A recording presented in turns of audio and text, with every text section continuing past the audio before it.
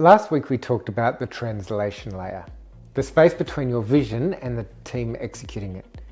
This week I want to go one level deeper into something that often hides inside that layer: mandate. Here's a scenario I hear constantly.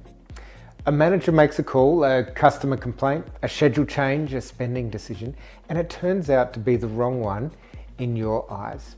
The instinct is to conclude they're not ready for the role. But leadership is rarely as black and white as a single reason for an issue. And before that conclusion, there's a question worth asking first. Did they actually have the authority to make that call? Or were they guessing at what you'd want because nobody had ever told them outright? And before we even get to that question, there's one worth asking of yourself. Have you ever actually said the mandate out loud in plain language, or did it just feel obvious to you? Now, I call this gap the mandate line. The gap between the authority a manager has on paper and the authority they feel safe using in practice. Most of the time, when a manager isn't stepping up, what's actually happening is they've never been told in plain language what's genuinely theirs to decide. Southwest Airlines in the US built a large part of its reputation on the opposite approach. Frontline staff and station managers were famously encouraged to use good judgment, to look after the customer. Refund a fare, rebook a flight, waive a fee without waiting for a supervisor's sign-off.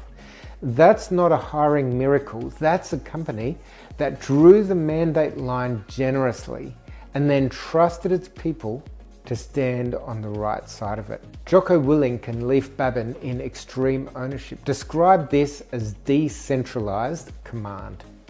Leaders at every level given clear intent and the real authority to act on it, rather than waiting for permission up the chain. It's the same principle Southwest applied at scale, and Willink puts the underlying philosophy bluntly. There were no bad teams, only bad leaders. It's a strong line worth holding a little loosely, but a useful starting discipline before you look anywhere else. Contrast that with a workplace where every meaningful decision quietly routes back to the top, even when nobody officially says it has to. The manager isn't lacking judgment. More often than not, in my experience, they're lacking a mandate they can actually see. Here's the key takeaway. Before your next conversation about a manager who isn't stepping up, write down every decision they currently have full authority to make without checking with you. If that list is shorter than you expected, you've found at least part of the answer. So here's my question for you this week. Where does your mandate line actually sit? And does your management team know exactly where it is?